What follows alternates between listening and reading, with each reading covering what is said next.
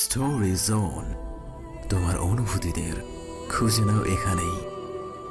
আমার বোনের take care আমি করে নেব, তোমাকে এত ভাবতে হবে না।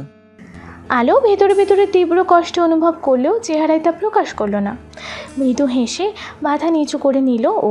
আকস্মাৎ হাসির আওয়াজ কানে আসে ওর। আলো সেদিকে লক্ষ্য করতে যাবে তার আগেই তুল্য ওর হাত ধরে ফেলল। ওকে নিয়ে হাঁটা লাগিয়ে বলল, অনেক রাত হয়েছে, চলো এখান থেকে। সবটুকু মন খারাপ সুখের পায়রা হয়ে আলোর মন জুড়ে উঠতে শুরু করে দেয় যেন। তুল্য সামনে থেকে ওর হাত ধরে টেনে নিয়ে যাচ্ছে। পেছন থেকে ওর দিকে এক দৃষ্টিতে তাকিয়ে থেকে পা বাড়িয়েছে আলো। ওর বিশ্বাস হয় না তুল্যর এইটুকু ছোঁয়া ওর ভাগ্যে ছিল। সমুদ্র পাড়ের কোনো এক ঝুপড়ি দোকান থেকে টুংটাং আওয়াজ ভেসে আসছে। আলোর বেখেয়ালি মনটাও হয়তো তার তালে তালে বলছে, সময় তুমি থেমে যাও, সময় তুমি থেমে যাও। তাসদিদ কাঁধের ছোড়া পানি থেকে নিজেকে বাঁচানোর চেষ্টা করছিল, কিন্তু আকস্মাৎ ওর চোখে পড়ে তাথই হাসছে। ও ভুলে গেছে ওর পেছনেই ছুটছিল, রাগ নিয়ে ছুটছিল। গায়ে আসা ছিটে ফোটা পানিকণার শিশিরে অনুভূতিতে তাথই হাসতে শুরু করেছে। এখন সে রাগ না, উল্লাসে তাসদিদকে পানি ছুটছে। তীরে আসা ঢেউয়ের সাথে ছোটাছুটি করছে। কোথাও ঢেউ নেমে গেলে ঝিনুক খুঁজতে সেদিকে দৌড়াচ্ছে। তাসদিদ থামল, কিঞ্চিত ঘাড় বাঁকিয়ে কোমরে দুহাত রেখে চেয়ে রইল উচ্ছল তাতইয়ের দিকে। তাতই সাদা রঙের কুর্তার নিজের দিকে পানের ছিটে ফোটা, টাইট জিন্সটা ভাঁজ দিয়ে গিরার ওপর অব্দি ওঠানো, সেটাও কিছুটা ভিজে গেছে। ফর্সা পাজোড়ায় কাদাবালি লেগেছে। তাতই কিছু একটা পেয়ে উত্তেজিত হয়ে গেছে। দুহাতের অজলায় সেটা নিয়ে ছুটে আসলো তাসদিদকে দেখাতে, কিন্তু তাসদিদের কাছে আস্তে আস্তে আঙুলের ফাঁকে পড়ে যায় পানিটুকু। তাথই ঠোঁট উল্টো করে আবারও ছুটল সামনের দিকে। সামনে গিয়ে আবারও মুঠোতে পানি নিয়ে ইশারায় ডাকলো তাসদিদকে। তাসদিদ হাসলো, মৃদু বেগে দৌড়ে গিয়ে দেখে তাথইয়ের হাতের পানিটুকু জ্বলছে। তাথই উল্লাসে বলল, সুন্দর না? তাসদিদের চাউনি প্রসারিত হলো। তাথইকে মাথা নেড়ে হ্যাঁ বুঝে ঢেউগুলো দেখতে লাগলো। বেশ কয়েকটা ঢেউ পরপর এমন উজ্জ্বল ঢেউ তীরে আসছে। তাসদিদ আশপাশ তাকিয়ে দেখল লোকজনের আনাগোনা নেই। পানি নেওয়ার মতন পলিথিন বোতল জাতীয় কিছু খুঁজলো, পেল না। সারাদিনের ময়লা সব সরিয়ে ফেলা হয়েছে তীর থেকে। তাসদিদ তাথইয়ের দিকে তাকিয়ে দেখে সে কেবল ঢেউয়ের সাথে খেলতে ব্যস্ত। দিন দুনিয়া সব ভুলে গেছে সে। মুচকি হেসে নিজের ফোনে ওর ছবি তুলল কয়েকটা। ছবিগুলোতে তাথই যেন পারি না, কোনো আলোকীয় বিচ্ছুরণ ছুঁড়ে মারছে। তাসদিদ গিয়ে তাথইয়ের কেচ নিয়ে আসলো। এবারে কিছু পানি আর বালি কেচে তুলে তাথইয়ের সাথে নিজেও উজ্জ্বল ঢেউয়ের অপেক্ষা করতে লাগলো। 3-4টা ঢেউয়ের পর আর উজ্জ্বল ঢেউ আসছিল না। তাথই উদ্গ্রীব হয়ে অপেক্ষা করছিল। তাসদিদ ওর অপেক্ষা দেখে বলল, আর আসবে না? কিন্তু অনেক রাত হয়েছে তাথই, হোটেলে ফিরবে, চলো। তাথই চকিত চোখে পাশে তাকালো, যেন এতক্ষণে হুঁশে ফিরেছে ও। তাসদিদ বেশ স্বাভাবিকভাবে ওর দিকে তাকিয়ে শশব্যস্তের মতো চতুর্দিকে চোখ বোলালো তাথই। কোথায় ছিল ও? কোথায় এসেছে? কেন এসেছে? এখানে কী করছিল ও? বিস্ময় বলল, এসব এসব কি ছিল? বায়োলুমিসেন্স। তাথই নিজের কপাল চেপে ধরে। ও জানে বাংলাদেশে বায়োলুমিনেসেন্স হয় না, অথচ আজ ও যা দেখলো তড়িঘড়ি করে প্যান্টের পকেট চেক করেও। তাসদিদ এক পা এগিয়ে ওর দিকে ওর ফোনটা বাড়িয়ে দিল। তাথই হতাশ হয়ে শিট উচ্চারণ করলো। তাসদিদ বলল, ছবিতে ক্যাপচার করলে মোমেন্ট আনফরগেটেবল হয়ে যায় না তাথই। পারিপার্শ্বিক অনুভূতি অনুভব করতে শেখো, অনুভূতিতে সর্বোচ্চ সুখ। তাথই চুপ করে তাকিয়ে রইল তাসদিদের দিকে। তাসদিদ ওর খালি পায়ের দিকে তাকালো। সমুদ্রের ঢেউ ওর পা ছুঁয়ে দিয়ে যাচ্ছে। তাসদিদ মুচকি হেসে বলল, চোখ বন্ধ করে এই ঢেউয়ের ছোঁয়া অনুভব করো, বড় বড় শ্বাস নাও। এই স্নিগ্ধ শীতল বাতাসে ঢেউয়ের গর্জন শোনার চেষ্টা করো। অ্যান্ড ট্রাস্ট মি, তোমার সব প্রশ্নের জবাব সেখানে তাথই। এই সবটাই তোমার জন্য অভূতপূর্ব, অদৃষ্টপূর্ব, অশ্রুতপূর্ব। তাথই তেমনই নিষ্পলক দৃষ্টিতে চেয়ে রইল। তাসদিদ এগিয়ে এসে ওর চোখের সামনে হাত বুলালো। মন্ত্রপুতের মতো চোখ বন্ধ করে নেয় তাথই। ওর হাত ধরে ওকে সমুদ্রমুখী করে দাঁড় করিয়ে তাসদিদ হাত ছেড়ে দিল ওর। নিজেও বুকে 2 হাত গুছল। এক দৃষ্টিতে চেয়ে রইল বিশাল জলরাশির দিকে। তাথই চোখ বন্ধ করে আছে। হিমশীতল বাতাস গা ছুঁয়ে দিচ্ছে ওর, লবণাক্ত জল ওর পা ছুঁয়ে দিচ্ছে। বন্ধ চোখ জোড়ায় অনাকাঙ্ক্ষিত কোনো জবাব পেয়ে মৃদু কেঁপে উঠল তাথই। তৎক্ষণাৎ চোখ খুলে তাসদিদের দিকে তাকালো ও। কি হলো, নিজেকে আর স্থির রাখা হয়ে উঠল না ওর। এক পা দুপা পিছিয়ে ও দৌড় লাগালো হোটেলের দিকে। তাসদিদ ওর চলে যাওয়া দেখলো, তারপর নিচে থাকা তাথইয়ের কেস জোড়া হাতে নিয়ে নিজেও পা বাড়ালো হোটেলের দিকে। হোটেলের রুমের দেয়াল ঘড়িটায় 5:52 বাজছে। তাথই 2 সিটের সোফাটার উপর লম্বালম্বিভাবে বসে। সোফার এক হাতলের উপর হাঁটু ভাঁজ ফেলে আরেক হাতলে হেলান দিয়ে আধা শোয়া হয়ে আছে ও। পাশের বিছানা দুইটায় আলো শার্লি সিনিয়র মেয়ে দুটা ঘুমাচ্ছে। হোটেলে ফিরে ও সেই যে থমকে বসে আছে। আলো শার্লির কোনো কথার কোনো জবাব দেয়নি। ও ভাবেই সোফায় বসেছিল। ও নীরবতার কাছে হার মেনে বসে থাকতে থাকতে এলোমেলোভাবে ঘুমিয়ে গেছে আলো শার্লি। সারাটা রাত ঘুম নামেনি তাথইয়ের চোখের পাতায়। ওর পায়ে এখনও কাদাবালি লেগে আছে, সেই দিকেই এক দৃষ্টিতে তাকিয়ে আছে ও। পাশের টি টেবিলে ফোন জ্বলতে দেখে বেখেয়ালিপনায় কল রিসিভ করে ফোন কানে ধরে ও। ওপাশ থেকে স্পষ্ট গলায় ভেসে আসে, হেই, জেগে আছো? তাসদিদের কণ্ঠ শুনে চমকে ওঠে তাথই। ফোন কান থেকে নামিয়ে অচেনা নাম্বারটা দেখে নেয়। ওপাশ থেকে তাসদিদ আবারও হ্যালো বলে। তাথই ফোন কানে নিয়ে নোয়ানো স্বরে বলল, হুজ দেয়ার? তাসদিদ ওয়াসির, তুমি একটু ব্যালকনিতে আসতে পারবে? তাথই 2 সেকেন্ড সময় নিয়ে ছুট লাগালো ব্যালকনিতে। 4তলা থেকে নিচে তাকালো, তখনও ভোরের আলো ফোটেনি। ইট বিছানো সরু রাস্তার 2 পাশের গোলাকার লাইটগুলোতে কালো খয়েরি হুডি পরিহিত মানুষটাকে চিনতে সময় লাগেনি তাথইয়ের। ওখানে তাসদিদ দাঁড়ানো, এক হাতে ওর কেস জোড়া আর এক হাতে কানে ফোন ধরে আছে সে। তাথইয়ের অবয়ব দেখতে পেয়ে তাসদিদ হাতের জুতো নাড়ালো। আগের রাতে জুতো জোড়া নিজের রুমে নিয়ে যায়নি ও, হোটেলের বাইরেই রেখেছিল। সকালবেলা বেরোনোর আগে শান্তর কাছে থাকা লিস্ট থেকে তাথইয়ের নম্বর নিয়ে বেরিয়েছে, জুতা ফেরত নিয়ে যেতে বলবে বলে। ফোনে বলল, তোমার জুতা। তাথই জবাব দিল না। কান থেকে ফোন নামিয়ে পা বাড়ালো রুমের বাইরে বেরোবে বলে। রীতিমতো ছুটল। লিফট আসতে দেরি করছিল বলে সিঁড়ি বেয়ে নামতে শুরু করে দেয় তাথই।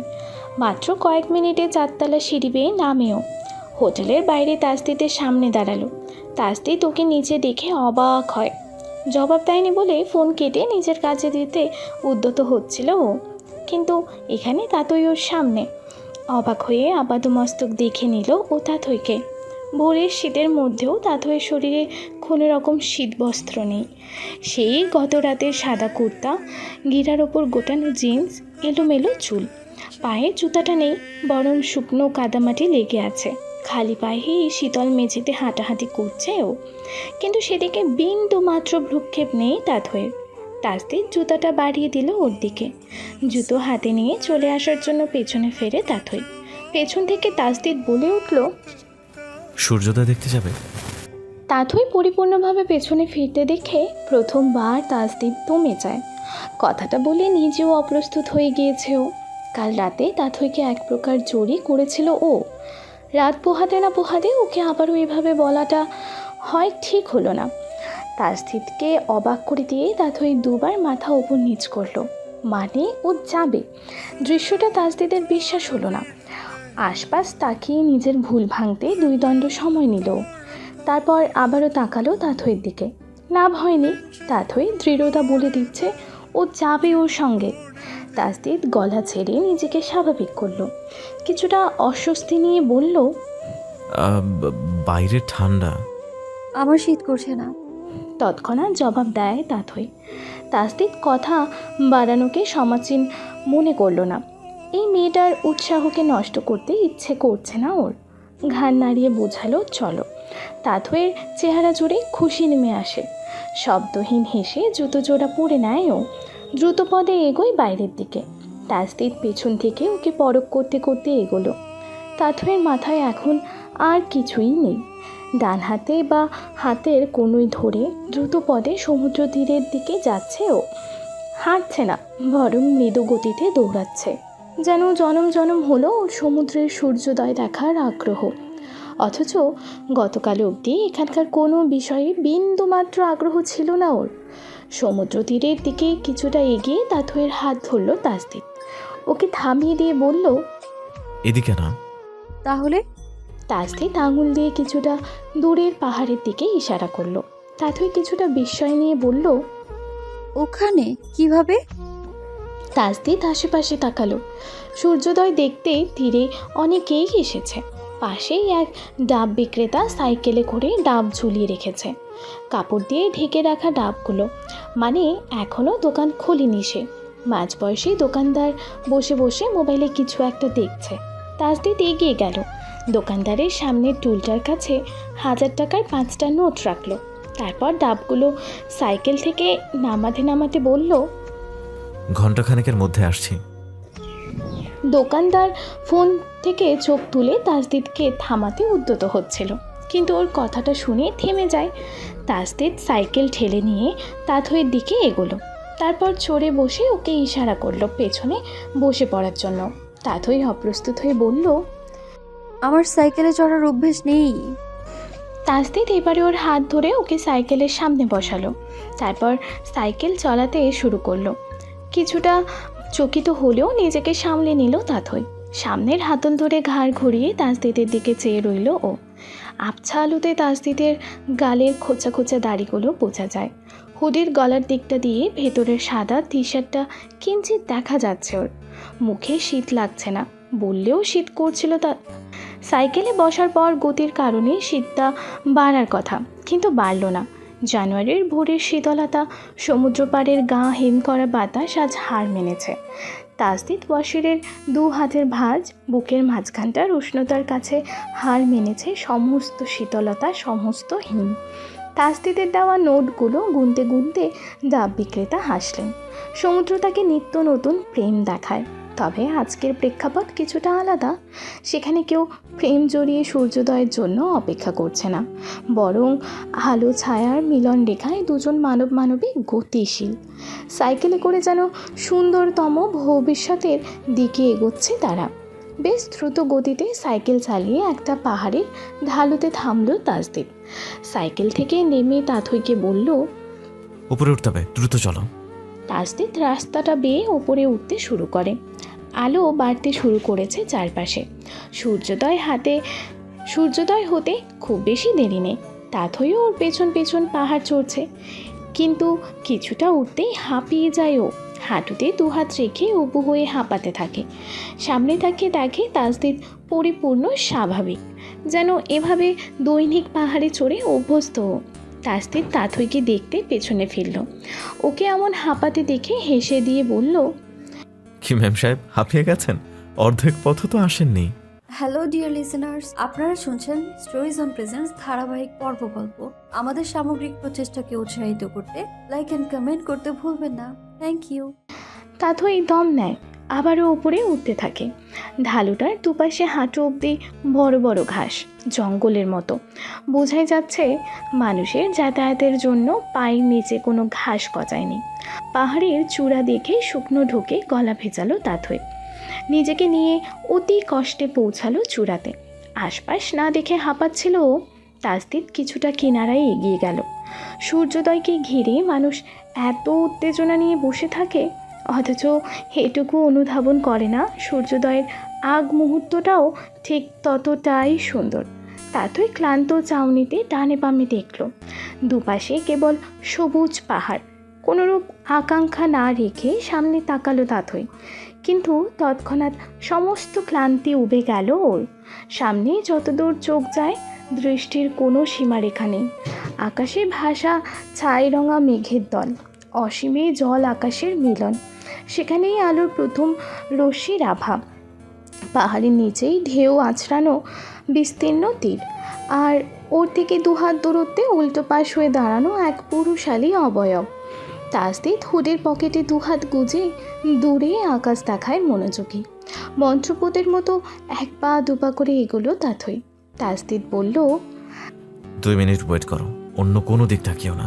তাথইয়ের কানে গেল কথাটা, কিন্তু তবুও যেন ও শুনতে পেল না।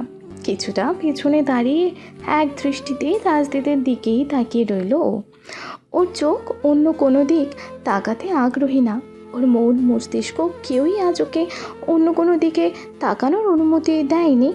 তাসদিদ আকাশে তাকিয়ে 5 থেকে উল্টো দিকে গুনতে শুরু করলো। ও এক বলাতেই সূর্যের প্রথম রশ্মি এসে পড়ল ওর চোখে মুখে। চেহারা জুড়ে লালচে রোদ নিয়ে দাঁড়ানো সেই হাস্যোজ্জ্বল মানবের চেহারার দিকে তাথই মন্ত্রমুগ্ধের মতো চেয়ে রইল। সময় পার হয়ে যায়। তাসদিদ সামনে থেকে চোখ সরায়।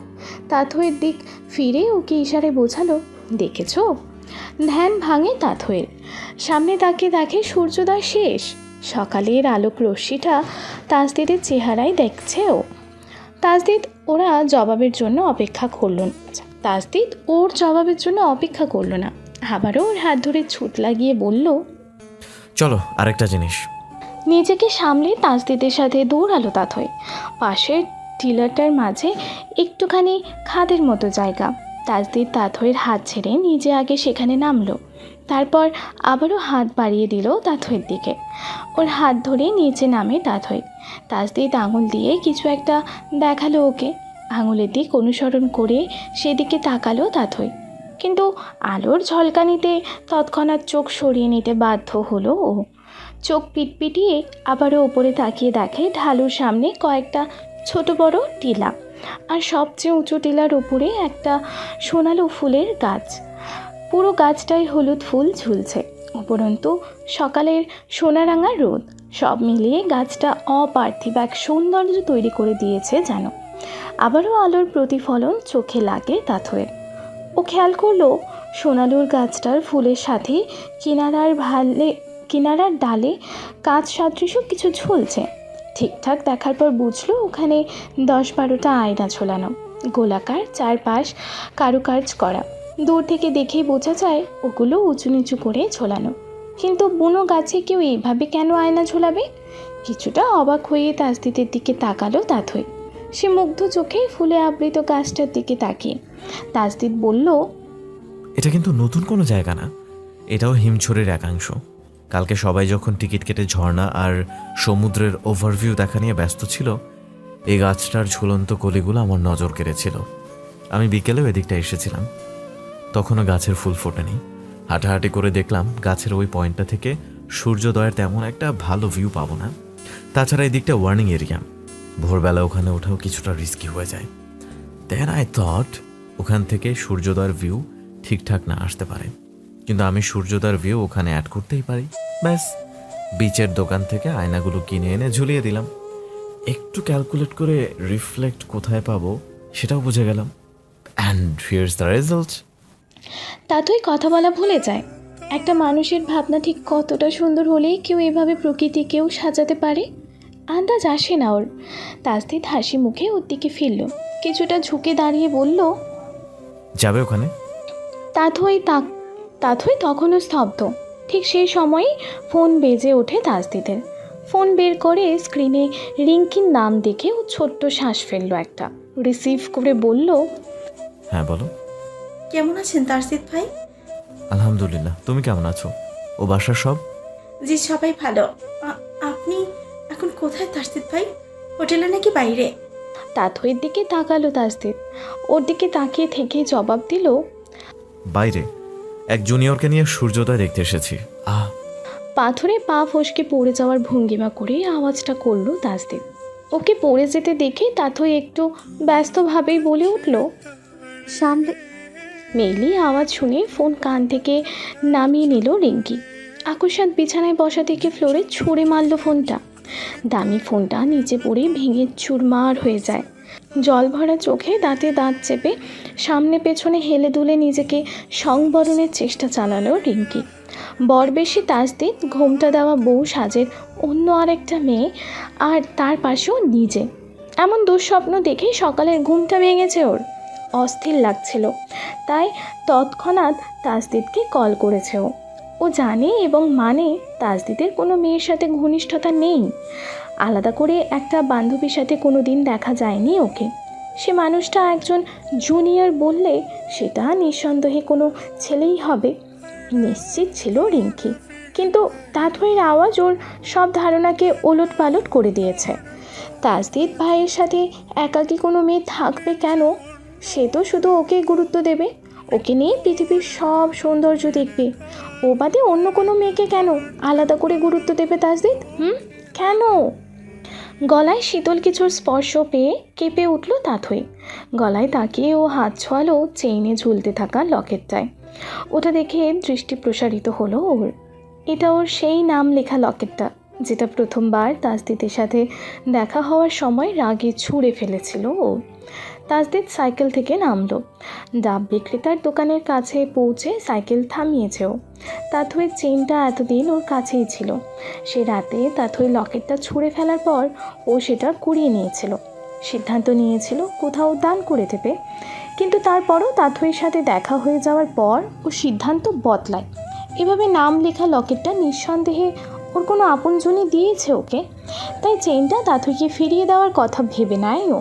যেহেতু তাথইকে সামনে বসিয়ে সাইকেল চালিয়ে ফিরেছে ও, ওকে চেনটা পরিয়ে দেওয়ার জন্য এই সময়টা যথোপযুক্ত মনে হয়েছে তাসদিদের। সাইকেল থেকে নেমে ঠিকমতো সাইকেলটা দাঁড় করালে তাসদিদ। তাথইকে ইশারা করলো নামার জন্য।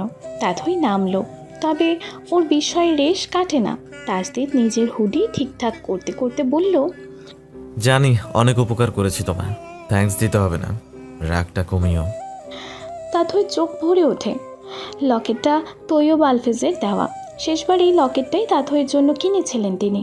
ওর খুব ইচ্ছে করছিল তাসদিদকে শক্ত করে জড়িয়ে ধরতে, সেটা করলো না তাথই। সকাল সকাল সমুদ্র দেখতে অনেকেই এসেছে, আশেপাশে কোলাহল। তাথই লকেটটা ধরে পা বাড়ালো হোটেলের দিকে। তাসদিদ আর কিচ্ছু বলল না, পেছন থেকে ওকে চলে যেতে দেখল। সামনে থেকে দেখলে হয়তো বুঝতে পারতো কেবল রাগ দেখাতে জানা রাগান্বিতার মাঝে হাজারো নতুন অনুভূতি তৈরি করে দিয়েছে সে। তাথই মুগ্ধতায় হাসছে, খুশিতে কাঁদছে। তাসদিদ ডাবওয়ালার দিকে এগিয়ে গেল এবারে। সে বালির ওপর চট বিছিয়ে ডাব কাটছিল। তাসদিদ তাকে সাইকেলটা দেখিয়ে বলল, এই যে মামা সাইকেল, যেভাবে নিয়েছি ওভাবেই ফেরত দিয়ে দিলাম। এবার আমাকে কত ফেরত দেবেন দিন। ডাব কাটা ভাত দিয়ে তাসদিদের দিকে আহম্মকের মতো হাঁ করে তাকিয়ে রইল লোকটা। কি বলছে কি এই ছেলে? কিসের টাকা ফেরত চাইছে সে? 5,000 টাকা পুরোটা তাকে সে একেবারে দেয়নি। প্রেমিকা নিয়ে সাইকেলে চড়ে মজা নিল, বিনিময়ে 5,000 টাকা দেবে না সে? ফেরত চাইছে আবার? তাসদিদ তার চাউনি দেখে বুঝলো তার মনে কি চলছে। একটা ছোট্ট দম ফেলে বলল, এই মামা শোনো, ও আমার কোনো গার্লফ্রেন্ড না। টাকাটা তোমার কাছে বন্ধক হিসেবে রেখে দিয়েছিলাম, এখন সাইকেল ফেরত দিয়েছি, টাকাটা দাও। আমার বাড়ির জন্য শপিং করা লাগবে, আর সবচেয়ে বড় কথা ইউনিভার্সিটি ট্যুরে এসেছি, খরচ আছে, আমার পকেটে আর কোনো টাকা নাই। ভার্সিটির স্টুডেন্ট শুনে ডাব বিক্রেতা আর এক মুহূর্তও দেরি করলো না। কত ছেলেপেলেরা এসে ভয় দেখিয়ে বিনা টাকায় ডাবের জল খেয়ে যায়। ওদের সুবিধার মনে হয় না তার। কথা বাড়ালে ঝামেলা হতে পারে ভেবে পুরো টাকাটা তাসদিদকে দিয়ে দিল সে। তাসদিদ টাকা গুনে দেখলো সেখানে পুরো টাকাটাই আছে। হেসে 1,000-এর একটা নোট আবারও দোকানদারকে ফিরিয়ে দিল ও। বলল, এটা দিয়ে সাইকেলটা একটু ঘষে মেজে নিও, চেইনে জং পড়েছে মনে হয়। আর বিকেলে 20 জনের একটা গ্রুপ নিয়ে আসবো, টাকা দিয়েই খাবো ডাব, এখানেই থাকো। তাসদিদ হোটেলের দিকে পা বাড়ায়। খুশি মনে নিজের কাজে মন দেয় ডাব বিক্রেতা। অভিজ্ঞতার খাতায় আজ আবারও জমা পড়ে। সবাই এক না। তাথই রুমে ঢুকে দেখলো আলো সিনিয়রদের বিছানা ঠিকঠাক করছে, আর শার্লি সরু চোখে হাতের জামার দিকে তাকিয়ে আছে। তাথইকে দেখেই ও বলল, সকাল সকাল কোথায় গিয়েছিলি তুই? ওদের জিনিস কেন গোছাচ্ছ? আলোকে সরাসরি প্রশ্ন করলো তাথই। আলো নিজের কাজে মনোযোগ রেখে বলল, কাল দুপুর থেকে একই ড্রেসে আছো, যাও ফ্রেশ হয়ে চেঞ্জ করে নাও। তাথই বুঝলো আলো ওর প্রশ্নকে পাশ কাটাতে চাইছে। শীতল দৃষ্টিতে শার্লির দিকে তাকালো ও। ওর চাউনি দেখেই ঘাবড়ে যায় শার্লি। গড়গড় করে বলতে লাগলো, সকালবেলা উঠে আমাদের কাজ ধরিয়ে দিয়ে দুইটা ফেস প্যাক লাগিয়ে বেলকুনিতে বসে আরাম করছে।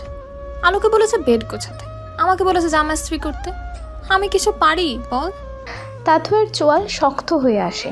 শার্লির হাত থেকে জামা নিয়ে বিছানায় ছুঁড়ে মারলো ও। আলো ওকে থামাতে এগিয়েও পারল না।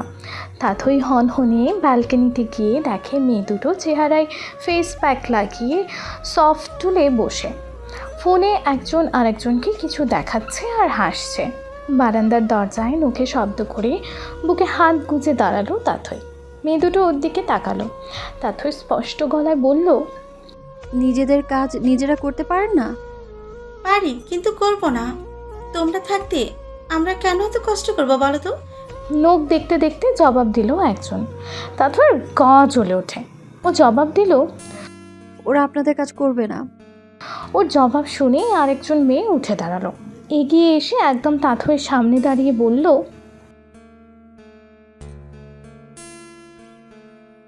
জি, অনেক বেশি আওয়াজ করে অনেক নির্লজ্জ কথাবার্তা বলছিলেন আপনি। যাতে অন্য রুমে সাউন্ড না যায় তাই দরজাটা লক করে গিয়েছিলাম।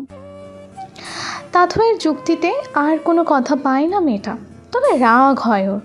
মেয়েটা জল শক্ত করে বলল, আদি যখন ভেবেছো আমাদের নিয়ে আমাদের কাজগুলো তুমি করবে, এই তোমরা সরো, বিছানা গোছাবে আর জামাগুলো ওই। মেয়েটা কথা শেষ করে না।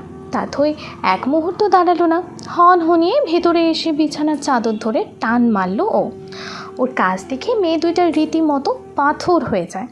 বিছানার ওপর থাকা ওদের একজনের ফোন, কয়েকটা সাজগোজের সরঞ্জাম নিচে পড়ে ভেঙে গেছে। ইস্ত্রি নিয়ে ওটা গরম করতে দিল তাথই। একটা জামা নিয়ে উত্তপ্ত ইস্ত্রিটা তাতে ধরতে যাবে, একটা মেয়ে এসে ছুটে জামাটা কেড়ে নিল ওর হাত থেকে। আরেকজন এসে নিচে পড়ে থাকা স্ক্রিন ফাটা ফোনটা তুলল। জামা ধরে থাকা মেয়েটা বলল, এত বড় সাহস তোমার, এইভাবে বেয়াদবি করেছ? তোমার নামে কমপ্লেন করব আমি। বিছানা থেকে ফেলে ফোন ভেঙেছ, আমার জামাটাও পুড়িয়ে ফেলতে চাচ্ছিলে তুমি। কিন্তু আপনার বিছানার ধারে কাছে কেন আসলাম আমি? আপনার জামাটাই বা আমার হাতে কি করে আসলো? আপনি কি আমাকে এমন কোনো কাজে বলেছিলেন? দপ করে সবটুকু তেজ নিভে যায় মেয়ে দুটোর। তাথই একদম গা ছাড়াভাবে পাশ কাটিয়ে চলে আসলো ওদের। ব্যাগ থেকে নিজের জামা কাপড় বের করে ওয়াশরুমে যেতে গিয়ে কি মনে করে ওদের সামনে থামলো। শান্ত শীতল গলায় বলল, কেউ একজন আমাকে রাগ কমাতে বলেছে, তাই এতটুকুতেই থামলাম। নইলে anyways next time not with me please, okay? তাথইয়ের কথা শুনে কথা বলা ভুলে যায় মেয়ে দুটো। তাথই ওয়াশরুমে ঢুকে গেল। অনেকটা সময় শাওয়ার নিয়ে বেরিয়ে দেখে রুমটা ঠিকঠাক মতো গোছানো। মেয়ে দুটো রুমে নেই। আলো শার্লি নিজেদের বিছানায় বসে মিটমিটিয়ে হাসছে, যার মানে ওরাই ঘর গুছিয়ে বেরিয়ে গেছে। মাথায় তোয়ালে চালিয়ে মুচকি হেসে ব্যালকনিতে গেল তাথই। ঝলমলে আলো ভরা চারপাশ দেখে মন খুশি হয়ে গেল ওর। প্রথমবারের মতো ওর অনুভব হলো বাইরের রোদ্দুরের মতো ওর মনটাও আজ উজ্জ্বল, সবুজের মতো ওর প্রাণটাও আজ সতেজ, সমুদ্রের নীলের মতো ওর সর্বাঙ্গে আজ স্নিগ্ধতা, মৃদু বায়বের মতো ওর মস্তিষ্ক আজ শীতল। 3 দিন 2 রাত ট্যুরের আজকেই শেষ দিন। দুপুরের খাবারটা সেরে বিকেলে সবাই কেনাকাটা করতে বেরিয়েছে। ছন্নছাড়া হয়ে ইচ্ছে মতো জিনিসপত্র কিনছে সবাই। আলো ভিডিও কলে মা বোনকে দোকানের জিনিসপত্র দেখাচ্ছে, কোনটা ভালো লেগেছে জিজ্ঞেস করছে। কিন্তু ওরা কেউ কিছুই নিতে চাইছে না, কারণ ওরাও জানে আলোর কাছে টাকা নেই। আলো বুঝেছে ব্যাপারটা। আপাতত জিনিসপত্র দেখতে লাগলো ও ওদের। যাওয়ার সময় কম দামি হলেও কিছু একটা নেবে এমনটা ভাবলো। শার্লি কেনার মতো কিছু পাচ্ছে না। এ দোকান ও দোকান ঘোরার পরও কিছুই ওর মন মতো হচ্ছে না। তুল্য বাজার শুরুর দিকটায় এক কোণে দাঁড়িয়ে সিগারেট টানছিল। শার্লিকে দোকান ঘুরতে দেখছিল চুপচাপ। শান্ত তাসদিদ এখনও এই দিকটায় আসেনি। একটা দোকানে ঝুলতে থাকা ঝিনুকের মালা চোখে পড়ে তুল্যর। বেশ সুন্দর ছিল মালাটা। তুল্য এগোলো সেদিকে। মালাটা খুলে শার্লিকে ডাকলো ও। শার্লি চমকায়। তুল্য এগিয়ে এসে ঠোঁটে সিগারেট চেপে ধরল। 2 হাতে মালাটা শার্লির মাথার পেছনে ধরে একরাশ বিরক্তি নিয়ে বলল, এই খাটো খাটো চুলে কিছু মানাবে না, যা সর। শার্লি মুখ ভেঙচে অন্যদিকে চলে গেল। তুল্য দোকানিকে ফেরত দিল মালাটা। আলো কয়েকটা দোকান ঘুরে এসে ওই মালাটাই হাতে নিল। ছাড়া চুলগুলোতে গাজরার মতো করে গুজে ভিডিও কলে মাকে জিজ্ঞেস করলো কেমন দেখাচ্ছে। মায়ের সম্মতি পেয়ে মালাটা কিনে নিল আলো। কিছুটা সময় পর তাথই আসলো ওদিকটায়।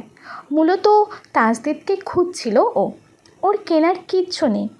একসময় চোখে পড়ল তাসদিদ শুটকির দোকানগুলোর সামনে দাঁড়ানো, ফোনে কথা বলছে আর শুটকি দেখছে সে।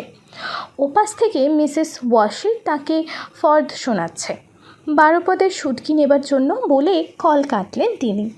একটা লম্বা শ্বাস ফেলে দোকানে শুটকি প্যাকেট করতে বলল তাসদিদ। তাথই হাসলো নিঃশব্দে।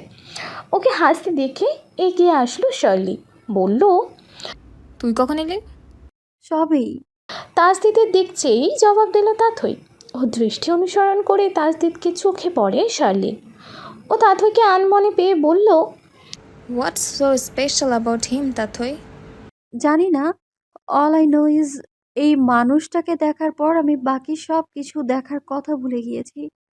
স্টোরি জোন, তোমার অনুভূতিদের খুঁজে নাও এখানেই।